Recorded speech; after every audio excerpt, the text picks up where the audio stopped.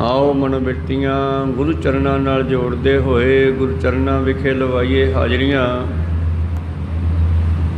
गुरु का बख्शिया फतेह का नारा करिए बुलंद गज के आखिए जी वाहिगुरु जी का खालसा वाहिगुरु जी की फतेह। सतनाम श्री वाहिगुरु साहिब जीओ। माज महला पंजवा। इत्थे तू है आगे आपे जी जंतर सब तेरे थापे। इत्थे तू है आगे आपे जी जंतर सब तेरे थापे। तुद बिन अवर न कोई करते मैं धर ओट तुम्हारी जियो। तुद बिन अवर न कोई करते मैं धर ओट तुम्हारी जियो। वाहिगुरु। ये पवित्र वचन पंजवें पातशाह शहीदां दे सरताज छत्र चबर तखत दे मालक हलत पलत के रखियक सतगुरु धन धन श्री गुरु अर्जन देव महाराज जी दे उचारण किए हुए श्री ग्रंथ साहिब जी दे पवित्र अंग 107 उपर सुभाएमान अखीरला ये शब्द की बख्शिश करते हैं जो एक विचारां की लड़ी चल रही है। पिछे सिखां ने बेनती की महाराज सिमरन कित्थे कीता जावे ते पातशाह कहने जिथे कीता जावे ओही सुंदर है। कदों कीता जावे पातशाह कहने हर वेले जपिया जावे। अमृत वेला सब तो श्रोमणी है। दिन चढ़न तो पहला मनुखा जीवन श्रोमणी है। मनुखा जीवन में जपिया जावे ते जिन्हां ने जपिया जिन्हां नूं प्राप्ति हुई उन्हां दे नाल फिर की वरतिया उन्हां ने की फील कीता की अनुभव कीता। तो पिछले शब्दियां आखिरी पंक्तियां विच आपां पढ़िया सी कि तू बड़ा समर्थ है। पता लग्या ना जदों मिलिया तो फिर पता लग्या प्रभ समर्थ वड ऊच अपारा परमेश्वर बड़ा समर्थ है उच्चा है वड्डा है। नौ निध नाम भरे भंडारा उहदे नाम दे विच तां बड़े खजाने आ। आदि अंत मध प्रभ सोई दुनिया दे साजन तो लैके अज तक ते दुनिया दे अखीर तक इस तो बगैर दूजा कोई नहीं होवेगा। दूजा लवै न लाई जियो। इन्हां जीवां नूं अपने चरनी लाउण वाला केवल ते केवल परमेश्वर है। जिन्हां ने फील किया फिर उन्हां ने ये बचन उचारे भाव सतगुरु श्री गुरु अर्जन देव महाराज जी ने। इसे विषय ते अज दा शब्द है जो फील किया जो अनुभव किया। सतगुरु पातशाह जी वो परमेश्वर की सिफत करते हुए कहते वाह वाह तू तो हर थां ते है। पता लग्या तो फिर ही कहा ना पहला तो फिर लभदे फिरदे सी। जल मिलिया तो फिर पता लगे। माज महला पंजवा इत्थे तू है आगे आपे। तू तो दोहां जहानां दा मालक है। दरगाह विच भी तू है मातलोक विच भी तू है पतालों विच भी तू है आकाशां विच भी तू है। ये सोझी आई ये पता लग्या और ये भी पता लग्या कि सानू सारियां नू जी जंतर ਨਿੱਕੇ ਤੋਂ ਨਿੱਕਾ ਜੀਵ, ਮੱਛਰ, ਮੱਛਰ ਤੋਂ ਵੀ ਛੋਟੇ ਜਿਹੜੇ ਆਪਾਂ ਨੂੰ ਦਿਸਦੇ ਨਹੀਂ, ਔਰ ਜੀਵ ਹਾਥੀ ਤੱਕ, ਮੱਛਰ ਤੋਂ ਲੈ ਕੇ ਹਾਥੀ ਤੱਕ, ਜਾਂ ਕਹਿ ਦਿਓ ਕੀੜੀ ਤੋਂ ਲੈ ਕੇ ਹਾਥੀ ਤੱਕ, ਜਿਤਨੇ ਵੀ ਜੀਵ ਹਨ ਇਹਨਾਂ ਨੂੰ ਬਣਾਉਣ ਵਾਲਾ ਵੀ ਤੂੰ ਹੈ। ਪਤਾ ਲੱਗਿਆ ਇਹ ਚੀਜ਼ਾਂ ਦਾ ਸਿਮਰਨ ਕਰਕੇ ਪਤਾ ਲੱਗੂਗਾ। ਧੰਨ ਗੁਰੂ ਅਰਜਨ ਦੇਵ ਮਹਾਰਾਜ ਜੀ ਨੇ ਫਿਰ ਸਾਨੂੰ ਇਹ ਦੱਸਣਾ ਕੀਤਾ ਕਿ ਉਹ ਹੀ ਹਰ ਥਾਂ 'ਤੇ ਹੈ। ਉਹਦੀਆਂ ਸਿਫਤਾਂ ਕਰਦੇ ਹੋਏ ਉਸ ਨੂੰ ਕਹਿੰਦੇ ਹਨ, ਤੁਰ ਬਿਨ ਅਵਰ ਨ ਕੋਈ ਕਰਤੇ। ਹੁਣ ਕੋਈ ਤੈਥੋਂ ਬਗੈਰ ਹੋਰ ਕੋਈ ਹੈ ਹੀ ਨਹੀਂ ਕਰਤਾ। ਮੈਂ ਧਰ ਓਟ ਤੁਮਹਾਰੀ ਜੀਓ, ਤਾਂ ਤੇ ਮੈਨੂੰ ਤੇਰਾ ਹੀ ਓਟ ਆਸਰਾ ਹੈ, ਤਾਂ ਤੇ ਮੈਨੂੰ ਤੇਰਾ ਹੀ ਓਟ ਆਸਰਾ ਹੈ, ਹੋਰ ਮੇਰਾ ਕੋਈ ਨਹੀਂ। ਹੁਣ ਮੈਂ ਤੇਰਾ ਨਾਮ ਜਪ ਜਪ ਕੇ ਹੀ ਜਿਉਂਦਾ ਹਾਂ। ਰਸਨਾ ਜਪ ਜਪ ਜੀਵੈ ਸੁਆਮੀ, ਪਾਰ ਬ੍ਰਹਮ ਪ੍ਰਭ ਅੰਤਰਜਾਮੀ। ਜਿਨ ਸੇਵਿਆ ਤਿਨ ਹੀ ਸੁਖ ਪਾਇਆ, ਸੋ ਜਨਮ ਨ ਜੂਐ ਹਾਰੀ ਜੀਓ। ਜਿਨ੍ਹਾਂ ਨੇ ਸਿਮਰਿਆ ਉਹਨਾਂ ਨੇ ਸੁਖ ਪ੍ਰਾਪਤ ਕੀਤਾ। ਉਹ ਮਨੁੱਖਾ ਜੀਵਨ ਨੂੰ ਸੰਸਾਰ ਦੇ ਜੂਏ ਵਿੱਚ ਹਾਰ ਕੇ ਨਹੀਂ ਜਾਂਦੇ। ਇੱਕ ਉਦਾਹਰਨ ਹੈ ਛੇਵੇਂ ਪਾਤਸ਼ਾਹ ਜੀ ਦੇ ਸਮੇਂ ਦੀ। ਆਪ ਜੀ ਨੂੰ ਪਤਾ ਹੋਣਾ ਕਿ ਧੰਨ ਧੰਨ ਸ੍ਰੀ ਗੁਰੂ ਅਰਜਨ ਦੇਵ ਮਹਾਰਾਜ ਜੀ, ਇਹਨਾਂ ਦਾ ਮੁਸਲਮਾਨ ਪੀਰ ਸਾਈਂ ਮੀਆਂ ਮੀਰ ਦੇ ਨਾਲ ਬੜਾ ਪਿਆਰ ਸੀ, ਕਿਉਂਕਿ ਬ੍ਰਹਮ ਗਿਆਨੀ ਦਾ ਬ੍ਰਹਮ ਗਿਆਨੀ ਨਾਲ ਪਿਆਰ ਹੁੰਦਾ ਹੈ, ਉਹ ਜਾਤ ਪਾਤ ਨਹੀਂ ਵੇਖਦੇ। ਤੇ ਸਾਨੂੰ ਵੀ ਕਹਿੰਦੇ ਆ, ਜਾਣੋ ਜੋਤ ਨਾ ਪੁੱਛੋ ਜਾਤੀ ਆਗੇ ਜਾਤ ਨਾ ਹੈ। ਰੱਬ ਨੇ ਜਾਤਾਂ ਬਣਾ ਕੇ ਨਹੀਂ ਭੇਜੀਆਂ, ਇਹ ਸਭ ਇੱਥੇ ਸਵਾਰਥੀ ਲੋਕਾਂ ਨੇ, ਅਖੌਤੀ ਧਰਮ ਦੇ ਮੁਖੀ ਬ੍ਰਾਹਮਣਾਂ ਨੇ ਬਣਾਈਆਂ, ਜਿਹੜੇ ਆਰੀਅਨ ਦੇਸ਼ਾਂ 'ਚੋਂ ਆਏ ਤੇ ਸਾਨੂੰ ਬੰਦਿਆਂ ਨੂੰ ਪਾੜ ਕੇ ਰੱਖ ਦਿੱਤਾ ਚਾਰ ਹਿੱਸਿਆਂ ਵਿੱਚ, ਖੱਤਰੀ ਬ੍ਰਾਹਮਣ ਸੂਦ ਵੈਸ਼ ਬਣਾ ਕੇ ਆਪਦੀਆਂ ਰੋਟੀਆਂ ਸੇਕਣ ਵਾਸਤੇ ਸਾਨੂੰ ਪਾੜਿਆ, ਜਨਤਾ ਨੂੰ ਪਾੜਿਆ, ਜਨਤਾ ਵਿੱਚ ਵੰਡੀਆਂ ਪਾ ਦਿੱਤੀਆਂ, ਜਨਤਾ ਨੂੰ ਆਪਸ ਵਿੱਚ ਲੜਾ ਦਿੱਤਾ ਆਪਣਾ ਸਵਾਰਥ ਕੱਢਣ ਵਾਸਤੇ। ਪਰ ਗੁਰੂ ਨਾਨਕ ਪਾਤਸ਼ਾਹ ਨੇ ਕਿਰਪਾ ਕੀਤੀ, ਸਾਰਿਆਂ ਨੂੰ ਫਿਰ ਇਕੱਠੇ ਕੀਤਾ। ਲਓ ਵੀ ਹੁਣ ਕੋਈ ਵੀ ਅਲੱਗ ਨਹੀਂ ਹੈ। ਤਾਂ ਤੇ ਉਹਨਾਂ ਦੀ ਬਾਣੀ ਦੇ ਵਿੱਚ ਇਹ ਬਚਨ ਹਨ, ਜੀ ਜੰਤਰ ਸਭ ਤੇਰੇ ਥਾਪੇ। ਸਾਰੇ ਤੇਰੇ ਹੀ ਬਣਾਏ ਹੋਏ ਆ, ਤੂੰ ਸਭ ਦਾ ਮਾਲਕ ਹੈ, ਇੱਥੇ ਵੀ ਤੂੰ ਹੈ, ਅੱਗੇ ਵੀ ਤੂੰ ਹੈ। ਤੇ ਮੈਂ ਗੱਲ ਕਰ ਰਿਹਾ ਸੀਗਾ ਸਾਈਂ ਮੀਆਂ ਮੀਰ ਜੀ, ਜੋ ਮੁਸਲਮਾਨਾਂ ਦੇ ਵਿੱਚ ਮੰਨੇ ਪਰਮੰਨੇ ਪੀਰ ਹੋਏ। ਮੁਸਲਮਾਨਾਂ ਦੇ ਰਾਜੇ ਸ਼ਾਹਜਹਾਂ ਵਰਗੇ, ਜਹਾਂਗੀਰ ਵਰਗੇ ਵੀ ਉਹਨਾਂ ਦਾ ਬੜਾ ਸਤਿਕਾਰ ਕਰਦੇ ਆ। ਇੱਕ ਸਮੇਂ ਦੀ ਵਾਰਤਾ ਆਉਂਦੀ ਆ ਕਿ ਧੰਨ ਧੰਨ ਸ੍ਰੀ ਗੁਰੂ ਹਰਗੋਬਿੰਦ ਸਾਹਿਬ ਮਹਾਰਾਜ ਜੀ ਦੀ ਇੱਛਾ ਹੋਈ ਕਿ ਸਾਈਂ ਜੀ ਨੂੰ ਮਿਲ ਕੇ ਆਈਏ।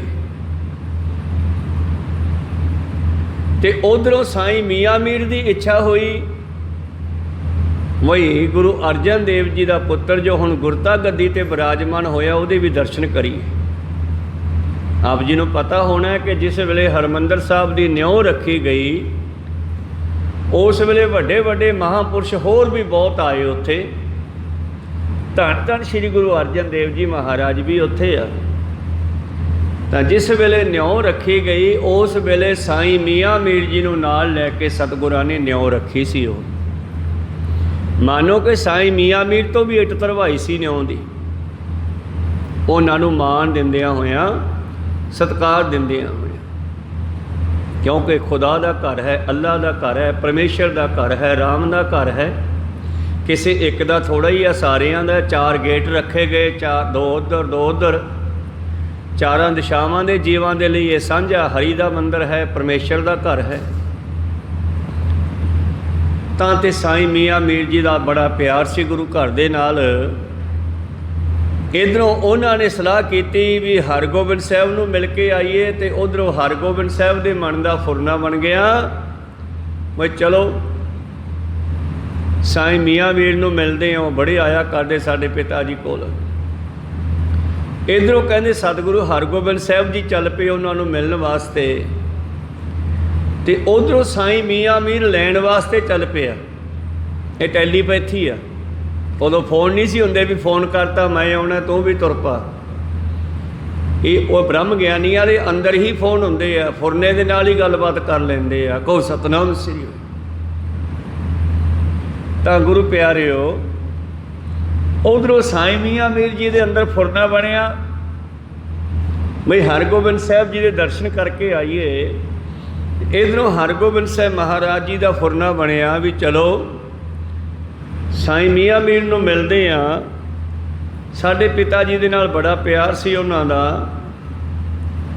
ਤੇ ਇੱਧਰੋਂ ਸਤਿਗੁਰੂ ਹਰਗੋਬਿੰਦ ਸਾਹਿਬ ਮਹਾਰਾਜ ਜੀ ਚੱਲ ਪਏ, ਤੇ ਰਸਤੇ ਦੇ ਵਿੱਚ ਦੋਨੇ ਇਕੱਠੇ ਹੋ ਗਏ।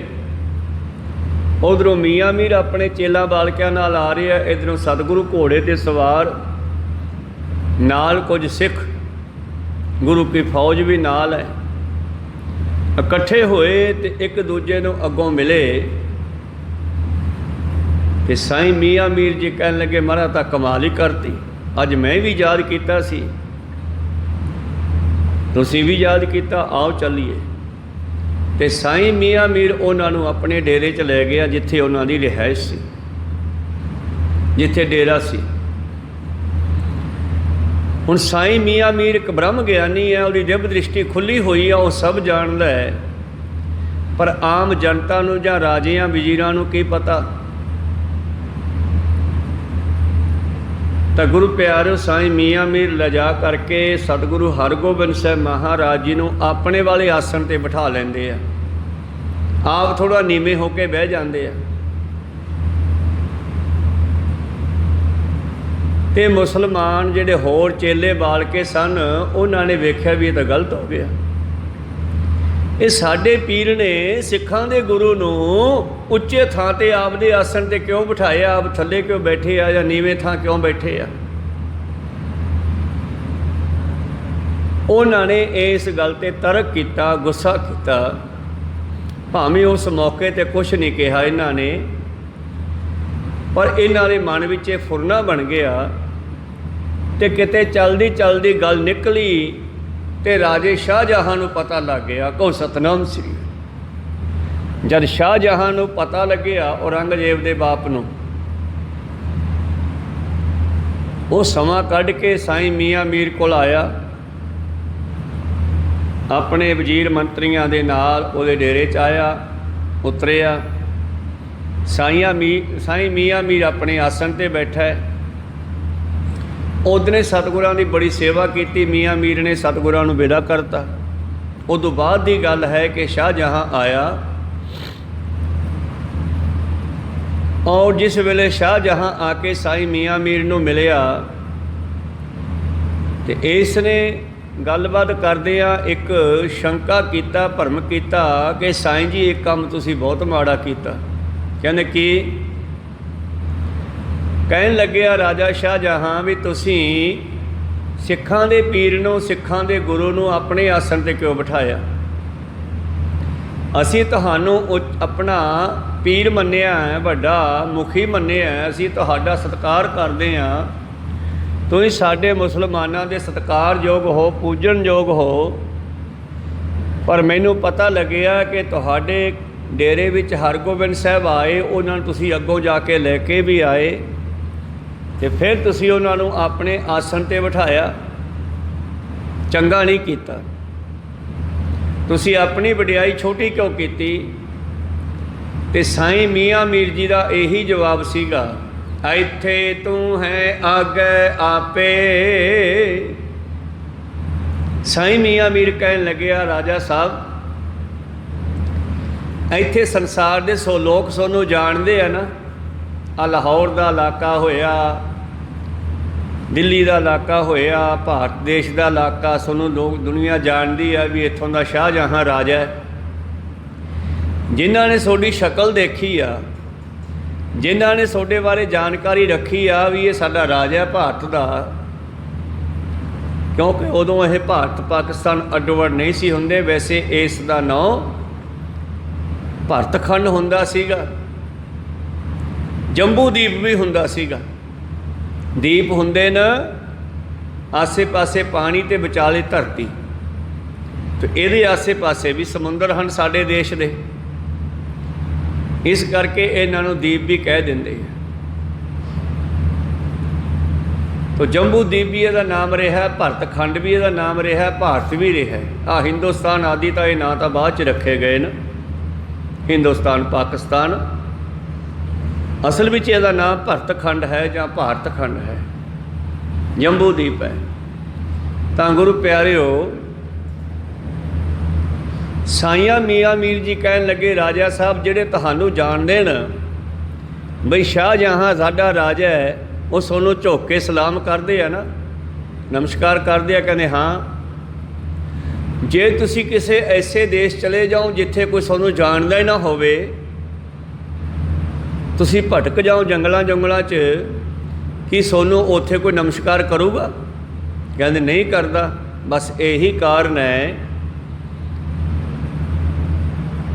ਸਾਨੂੰ ਪਤਾ ਲੱਗਿਆ ਵੀ ਜਿਸ ਹਰਗੋਬਿੰਦ ਸਾਹਿਬ ਨੂੰ ਅਸੀਂ ਆਪਣੇ ਸਿੰਘਾਸਨ 'ਤੇ ਲਿਆ ਕੇ ਬਿਠਾਇਆ ਹੈ, ਜਦੋਂ ਅਸੀਂ ਸਜਦੇ ਵੀ ਜਾਂਦੇ ਹਾਂ, ਭਾਵ ਸਿਮਰਨ ਵਿੱਚ ਬੈਠਦੇ ਹਾਂ, ਸਾਡਾ ਧਿਆਨ ਜੁੜਦਾ ਹੈ ਅਤੇ ਸਾਡਾ ਧਿਆਨ ਜਾਂਦਾ ਹੈ ਸੱਚਖੰਡ ਵਿੱਚ, ਜਿਹਨੂੰ ਹਿੰਦੂ ਲੋਕ ਸਵਰਗ ਕਹਿ ਦਿੰਦੇ ਆ। ਗੁਰੂ ਨਾਨਕ ਦਾ ਘਰ ਸੱਚਖੰਡ ਕਹਿੰਦਾ।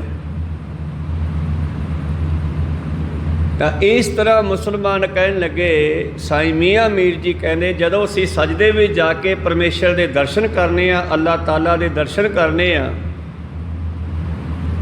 ਉਸ ਵੇਲੇ ਸਾਨੂੰ ਉੱਥੇ ਅੱਲਾਹ ਤਾਲਾ ਦੇ ਰੂਪ ਵਿੱਚ ਹਰਗੋਬਿੰਦ ਸਾਹਿਬ ਬੈਠੇ ਦਿਸਦੇ ਆ। ਸਾਨੂੰ ਪਤਾ ਲੱਗਿਆ ਹੈ ਵੀ ਇਹ ਜਿਹੜਾ ਇੱਥੇ ਗੁਰੂ ਬਣ ਕੇ ਆਇਆ ਗੁਰੂ ਨਾਨਕ ਤੋਂ 10ਵੇਂ ਪਾਤਸ਼ਾਹ ਤੱਕ, ਇਹੋ ਹੀ ਸੱਚਖੰਡ ਵਿੱਚ ਖੁਦਾ ਹੈ। ਅਤੇ ਕੱਲ੍ਹ ਨੂੰ ਅਸੀਂ ਸਰੀਰ ਛੱਡ ਕੇ ਇਹਨਾਂ ਦੇ ਕੋਲ ਜਾਣਾ ਹੈ। ਜਦ ਸਾਨੂੰ ਪਤਾ ਲੱਗ ਗਿਆ, ਫਿਰ ਅਸੀਂ ਉਹਨਾਂ ਸਤਿਕਾਰ ਕਿਉਂ ਨਾ ਕਰੀਏ ਇੱਥੇ? ਠੀਕ ਹੈ, ਜਿਹਨੂੰ ਨਹੀਂ ਪਤਾ ਉਹ ਨਹੀਂ ਕਰੂਗਾ, ਪਰ ਜਿਹਨੂੰ ਪਤਾ ਉਹ ਤਾਂ ਸਤਿਕਾਰ ਕਰੂਗਾ ਨਾ, ਤੁਹਾਡਾ ਰਾਜੇ ਹੋਣ ਦਾ ਵੀ। ਅਤੇ ਸਾਨੂੰ ਪਤਾ ਲੱਗਿਆ ਹਰਗੋਬਿੰਦ ਸਾਹਿਬ ਜਿਹੜੇ ਇੱਥੇ ਗੁਰੂ ਹੈ, ਇਹੋ ਹੀ ਦਰਗਾਹ ਵਿੱਚ ਸੱਚਖੰਡ ਵਿੱਚ ਪਰਮੇਸ਼ਰ ਹਨ। ਇਸ ਕਰਕੇ ਅਸੀਂ ਇਹਨਾਂ ਨੂੰ ਆਪਣੇ ਆਸਣ 'ਤੇ ਬਿਠਾਇਆ, ਇਸ ਕਰਕੇ ਅਸੀਂ ਉਹਨਾਂ ਦਾ ਸਤਿਕਾਰ ਕਰਦੇ ਹਾਂ। ਗੁਰੂ ਅਰਜਨ ਦੇਵ ਵੀ ਆਪ ਪਰਮੇਸ਼ਰ ਸਨ, ਔਰ ਹੁਣ ਉਹ ਜੋਤ ਬਾਬੇ ਨਾਨਕ ਵਾਲੀ ਛੇਵੇਂ ਜਾਮੇ ਹਰਗੋਬਿੰਦ ਸਾਹਿਬ ਦੇ ਵਿੱਚ ਵਰਤ ਰਹੀ ਹੈ। ਜਿਹੜੀ ਜੋਤ ਇਹਨਾਂ ਵਿੱਚ ਇੱਥੇ ਵਰਤ ਰਹੀ ਹੈ, ਇਸੇ ਜੋਤ ਦਾ ਪ੍ਰਕਾਸ਼ ਸੱਚਖੰਡ ਦੇ ਵਿੱਚ ਹੈ। ਕਹੋ ਸਤਨਾਮ। ਫਿਰ ਅਸੀਂ ਕਿਉਂ ਨਾ ਉਹਨਾਂ ਸਤਿਕਾਰ ਕਰੀਏ ਬਈ? ਅਤੇ ਰਾਜੇ ਸ਼ਾਹਜਹਾਂ ਨੂੰ ਕੋਈ ਜਵਾਬ ਨਹੀਂ ਆਇਆ, ਚੁੱਪ ਕਰਕੇ ਚਲਿਆ ਗਿਆ।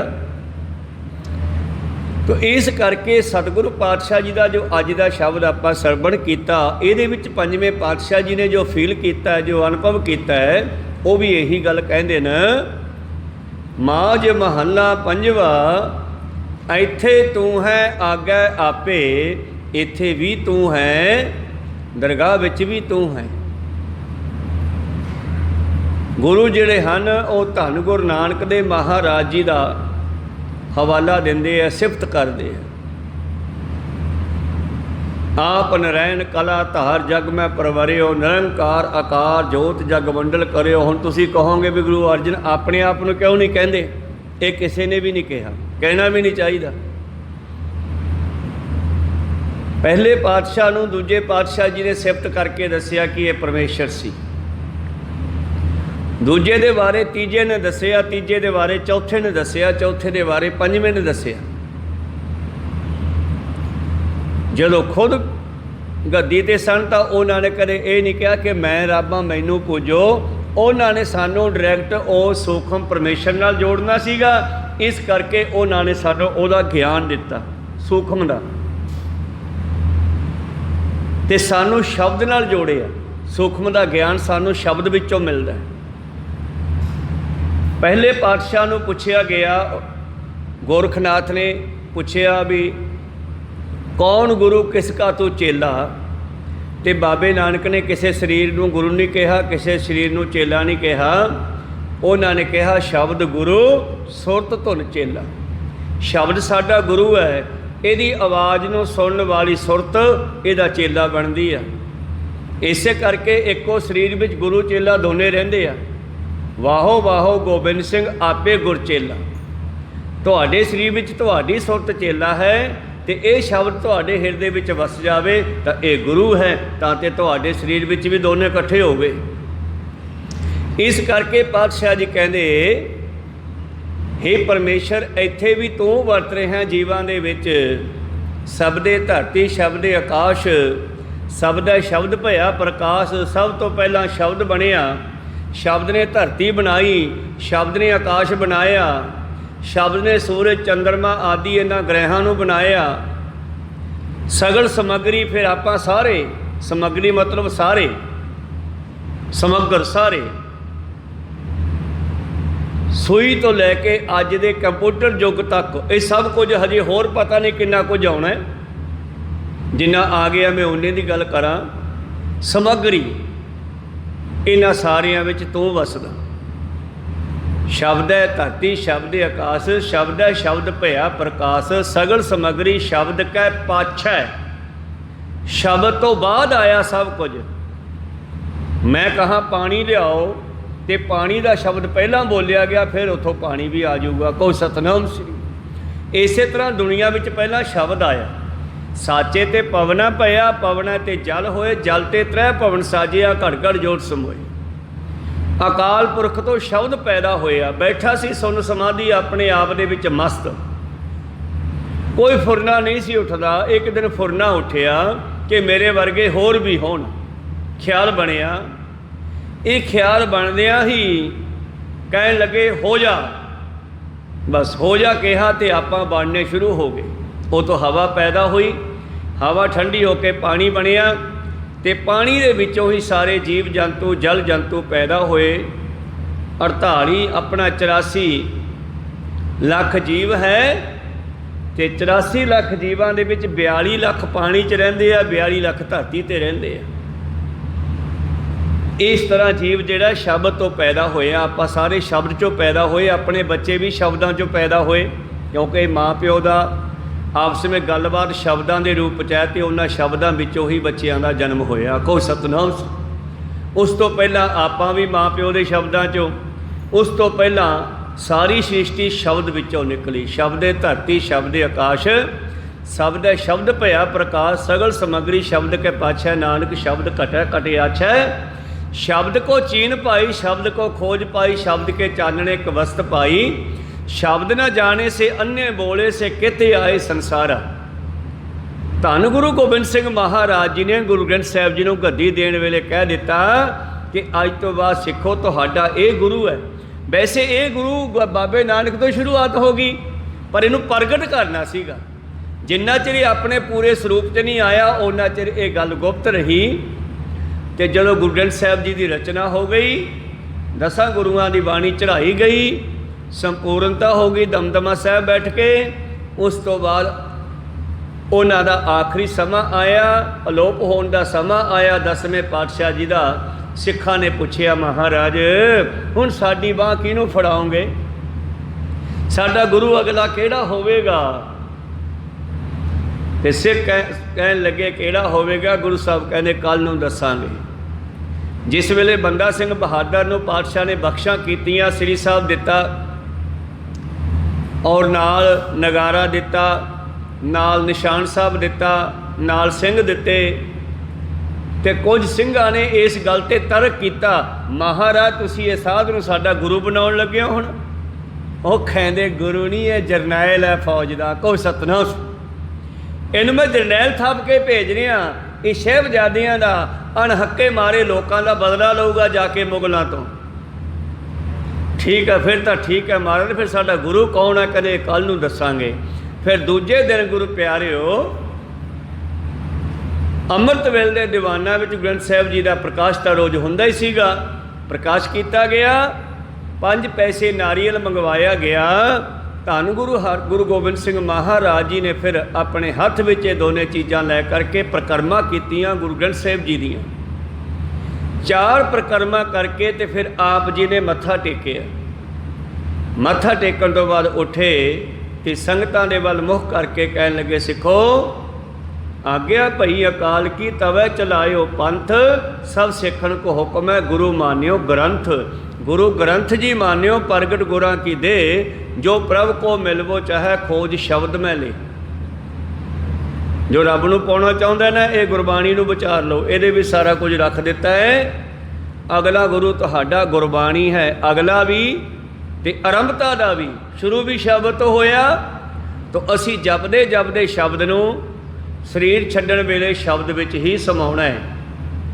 मीरा बाई गाउंदी गाउंदी शब्दां विच समाई है। कबीर साहब जी गाउंदे गाउंदे शब्द विच समा गए, उन्हां दा शरीर नहीं मिलिया, बाडी नहीं मिलेगी। धन गुरु नानक देव महाराज जी भी कहंदे उन्हां दा भी शरीर नहीं मिलिया, अलोप हो गए। इउं आपां भी जपदे जपदे अपनी सुरत नूं शब्द नाल एकमे करना, तां ते मौत वेले कोई फुरना ना बने ते असी परमेश्वर विच मिल जाइए। प्रीतम जी कहंदे महाराज मैनूं पता लगे है, इत्थे तू है आगे आपे, इत्थे भी तू है उथे भी तू है, जी जंतर सब तेरे थापे, असी तेरे साजे हुए सारे जीव हाँ, तुद बिन अवर न कोई करते, तेरे तो बगैर साडा कोई नहीं है। मैं थारे ओट तुम्हारी जियो। सतगुरु अर्जन देव जी कहते सानू तेरा ही ओट है, तेरा ही आसरा है। रसना जप जप जीवै स्वामी, हे मालका कृपा कर, मेरी रसना हमेशा तैनू याद रखे। वाह गुरु वाह गुरु वाह गुरु, हमेशा तैनू जपदी रहे। पार ब्रह्म प्रभ अंतर जामी, हे परमेश्वर परिपूर्ण परमात्मा, मेरी उत्ते कृपा करके मैं तैनू हमेशा याद रखा। जिन सेविया तिन सी सुख पाया, इहदा की फायदा होगा? सिखा ने बचन किया कि महाराज उसनू सिमरन का की फायदा होवेगा? जिन्हां ने सेविया उन्हां नू सुख मिलता है। जे कोई संसार विच वडियाई भालदा है तां परमेश्वर दे प्यारियां दी संगत करे। पर जदों मनुख कहंदा कि मैं करदा, रब नूं भुल जांदा, फिर ये गर्भ जूनियां विच फिरदा। जावे जाने मैं किछ करता, तब लग गर्भ जोन मैं फिरता। जब धारे को बैरी मीत, तब लग नेचल नाही चीत। जब लग मोह मगन संग माया, तब लग धर्म राय दे सजाए। इस करके गुरु पातशाह जी कहने आओ ओनू सिमरीए। जिन सेविया तिन ही सुख पाया, सो जन्म न जूए हारी जियो। वो संसार दे जूए दे विच अपना जन्म खराब नहीं करते, वो हमेशा अपने जिंदगी दे पलां नूं सवार के जाते है। नाम अवखद जिन जन तेरा पाया, हे महाराज जिन्हां ने तेरी नाम की दवाई लै ली, जिन्हां ने नाम की दवाई लै ली। मेरा प्रीतम मेरा वैद गुरु गोबिंदा, मेरा वैद है जिहड़ा वो गुरु गोबिंद है। तो इस वैद कोले पुड़ी केड़ी है? हर हर नाम औखद मुख देवै, काटै जम की फंदा। वो हरि दे नाम की दवाई सानू सब नूं इक्को ही पुड़ी दिंदा। ते ये पुड़ी संसार दे ते दरगाह दे सारे रोगां दा इलाज करदी है। सच जाणिओ साडे शरीर में जिन्नियां बीमारियां पैदा हुंदियां ना, इन्हां दा मुੱਢ कित्थे आ? इन्हां दा मुੱਢ है काम विच, क्रोध विच, लोभ विच, हंकार विच, मोह विच। इत्थों ये पैदा हुंदियां।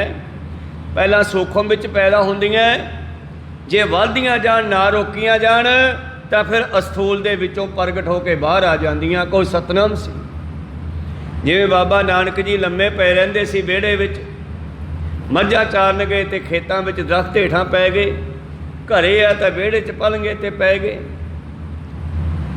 काम बहुत घट करते, ध्यान जुड़िया रहिंदा, सुरत लगी रहिंदी। ते आंढी गवांढी कहंदे मैं तां कालो तेरा पुत्र बीमार है, इनू कोई दवाई दवुई दवा, तू पैसे लाउण तो डरदा है। कई बारी लोगों ने इदां भी कह देना, पिंड वालियां ने, आंढियां गवांढियां ने। तो एक दिन उन्होंने फिर अपने छोटे भाई चाचे लालू नूं भेजिया कि जा लालू सद के लिया वैद नूं। पिंड में जिहड़ा वैद सी उहनूं बुलाया गया तो वैद ने आके सतगुरां दे चेहरे तो मुख तो चादर लाही ते उन्हां दा हथ बाहर कढिया ते नब्ज फड़ ली। जद नब्ज च उंगलां रखियां तो गुरु नानक देव जी उठ के बह गए, बाँह छड़ा ली। कहते वैद जी साडी बाँह क्यों फड़ी आ? हुण वैद उन्हां दी छोटी उम्र जान के कहता नानक पुत्र मैं तेरी नबज वेखदा तैनूं की बीमारी आ, क्योंकि नबज वेख के बीमारी का पता लग जाता है। कफ है, रेश है, गर्मी है, सर्दी है, 4 तरह दीयां बीमारियां बंदे नूं लगदियां।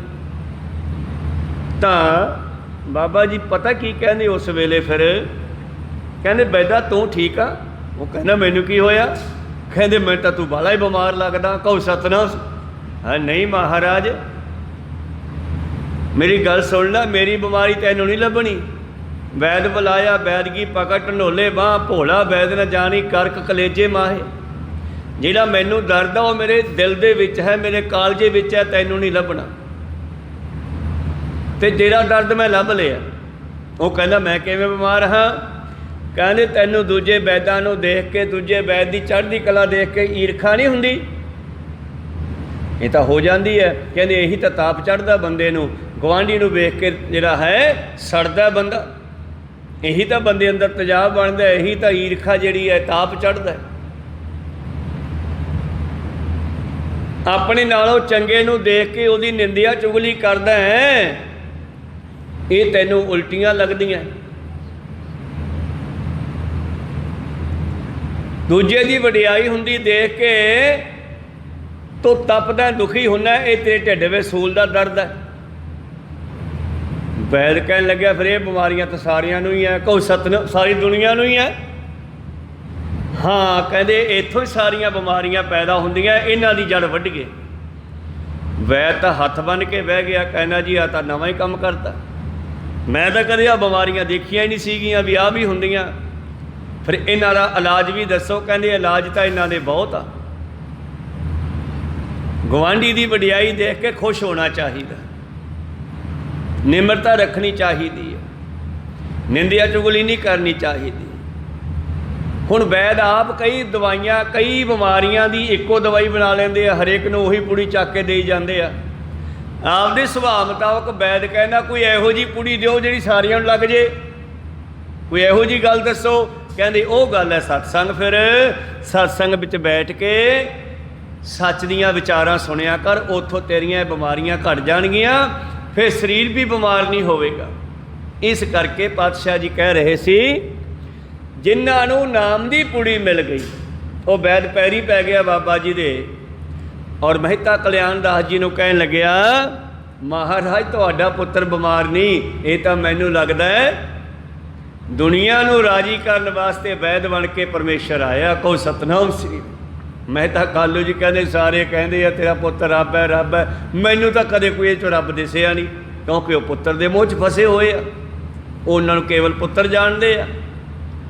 अखीर ते मेहता कालू जी नूं गुरु प्यारे हो जो उन्होंने पिंड दा राजा है, जिसका बड़ा प्यार है सतगुरां दे नाल, ਉਹਦੇ ਕਹਿਣ ਤੇ अपने पिता नूं ते अपने माता नूं फिर अखीर ते ज्ञान करवाया सीगा।